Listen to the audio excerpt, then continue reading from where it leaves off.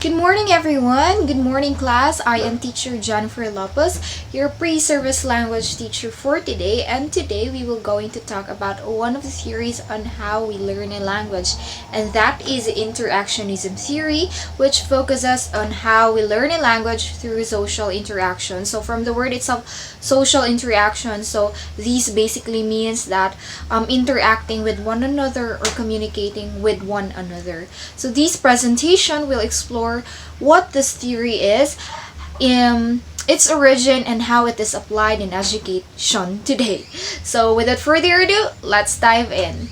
So what is interactionism theory? First off, what exactly it is? So essentially, this theory suggests that we acquire language through social interactions. So in short, we learn a language through communication or through communicating with one another, interacting with one another, or interacting with the people around the society. So instead of learning the language in isolation, we develop our language skills by engaging in conversations with others. So again, it's because it is interactionism or interaction, we basically engage with people. So this theory highlights the importance of active participation. So of course, participation of both individual, for example, teacher and student, is active because they exchange ideas or informations, and through that they'll be able to learn from each other. So in other words, it is through communication, whether with parents, teachers, or peers, that we truly begin to understand and use language effectively. So imagine how kids learn to speak. But they don't just sit quietly and memorize words. Instead, they are actively participating, asking questions, and responding to what others say. So this theory emphasizes that learning language is not just about passively absorbing words, but about using language in meaningful ways with others, because it is through language that we'll be able to understand with one another. So both individuals are not just using the language just it. Instead, they are using language to convey meanings, to send information, etc. So now let's talk about who developed this theory. So the primary proponent of interactionism theory is Lev Vygotsky, a Russian psychologist. So everyone is already familiar with Lev Vygotsky because he is a well-known figure, right? So he proposed also scaffolding, etc. So Vygotsky believed that social interaction is essential for cognitive development. So basically, when we interact with one another, we will be able to develop our cognitive, or our critical thinking skills, our cognitive skills, or our mind. So one of his key contributions was the concept of zone of proximal development, or ZPD. So very familiar too. So the ZPD represents the gap between what the learner can do independently and what they can achieve with guidance from someone more knowledgeable. So this zone is where real learning happens, and through social interaction and assistance. So we can also connect or relate ZPD and interactionism theory, because it is through social interaction and assistance that that learning happens in ZPD, right? So because in ZPD there is learning done independently and with the help of more knowledgeable other, and that means they interact with one another, right? So now let's move forward to when does these movements started. So Vygotsky first introduced his ideas in the early 1900s, but his theories became more widely known and influential later on. So it originally began on the early 20th century. But the theory became more prominent as educators began to move away from strict behaviorist models, which focuses on repetition, reinforcement, immersion, or copying, and started recognizing the importance of social interaction in learning. So interactionism arose partly as a critique of behaviorist theories, which treated learners as passive recipients of knowledge rather than active participants. So basically, the difference between the two is that behaviorism theory is a teacher-centered, okay, and while interactionism theory is student-centered, because the focus here is the active participation of the students and the teachers. So basically, they exchange ideas, or the teachers accept ideas from the students. They don't just spoon feed information to their students. So remember their difference. So very easy to identify which is which, right? So next is, how is interactionism used in the classroom? So one of the key ways is through group discussion. So we can use this theory in group discussion, or let's grouping the students, brainstorming ideas, sharing ideas or thoughts. And instead of the students learning passively, they engage in discussions where they share ideas and clarify concepts.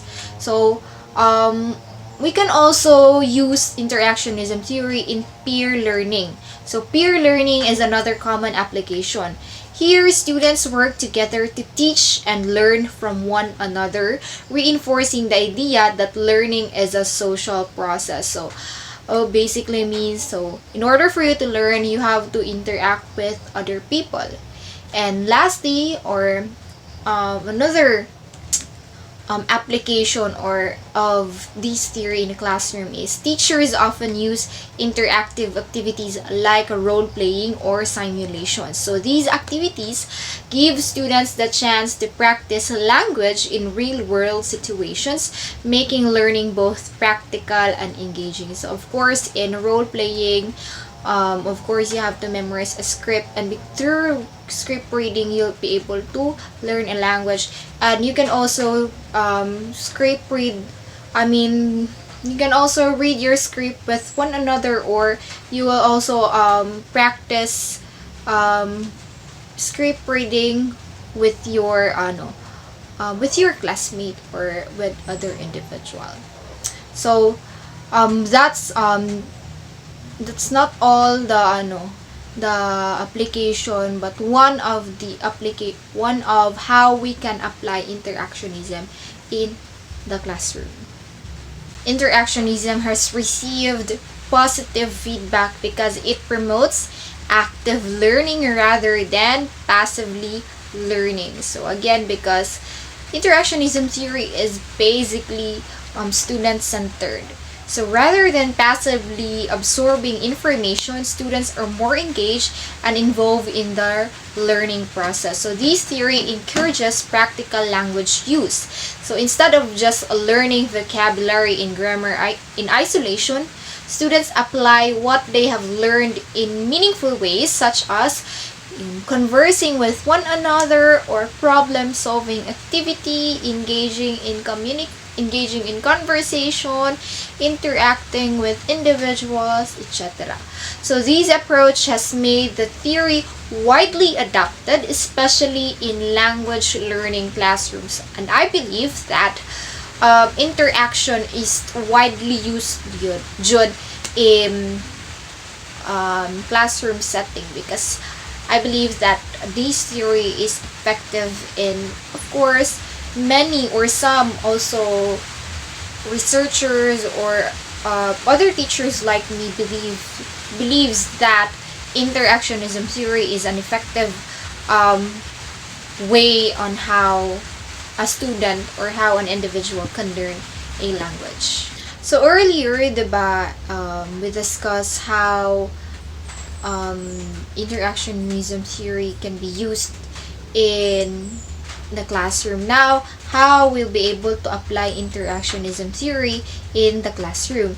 So the same thing, they will make the teachers can use interactionism theory to make sure that students have plenty of opportunities for group discussions where they can talk about what they are learning and work together on problems. So teachers can also use role-playing activities to let students practice language in scenarios they might encounter outside of school. So by encouraging students to work with each other, the teacher can create a classroom environment where his or her students can learn from their peers just as much they learn from the teacher. So it's just the same what I have discussed earlier, so I will not dig more into that. So now let's proceed to the people's thoughts or students' thoughts on interactionism theory. So some believes that interactionism theory, and I am also one of them, makes learning more dynamic and engaging. So this theory reflects on how people naturally learn by interacting with others. So when students communicate with their peers or teachers, they are not only practicing language but also developing important real-world skills like critical thinking and collaboration. So I also believe that this approach is effective because it transforms the classroom into a space where students are actively participating in the learning process, or their ideas or suggestions are being appreciated by the teacher. So yeah, effective and a good approach in using on how an individual can learn a language. So to conclude this discussion, interactionism theory emphasizes the role of social interaction in learning, especially in language acquisition. So Vygotsky's ideas such as the zone of proximal development or ZPD have had a lasting impact on education. So this theory has transformed classrooms by making them more interactive and student-centered. So by adopting this approach, the teachers can help their students not only learn language but also build meaningful connections with others. So yeah, so not just learn the language, but also you can build relationships, strong relationships with others. So again, remember that interactionism theory is student-centered, not teacher-centered. So again, the difference between the two, behaviorism and interactionism, is that behaviorism is teacher-centered while interactionism is student-centered. Okay, gets? So to end this discussion, so I have a key takeaways. So at the end of the day, I believe, and I know some of you also believe, that interactionism theory is so effective, especially in classroom, especially if you use this in classroom, because it reflects the way we naturally learn through communication and interaction. So it reminds us that language isn't just a tool for conveying information, but also it is a tool for building relationships and understanding the world. So, yeah. And in that sense, it's more than just a theory. So interactionism theory is more than just a theory, but it is a powerful approach to learning that can transform the classroom into a space of exploration, collaboration, and connection. I hope that this discussion gave you a clear understanding of how interactionism works and how it can be applied to create more engaging and effective learning experiences. So, thank you everyone for watching and listening, and if you have any questions or want to share your thoughts on how this theory can be used in education, feel free to drop a comment in the comment section below. So thank you again for watching, and I'll see you next time.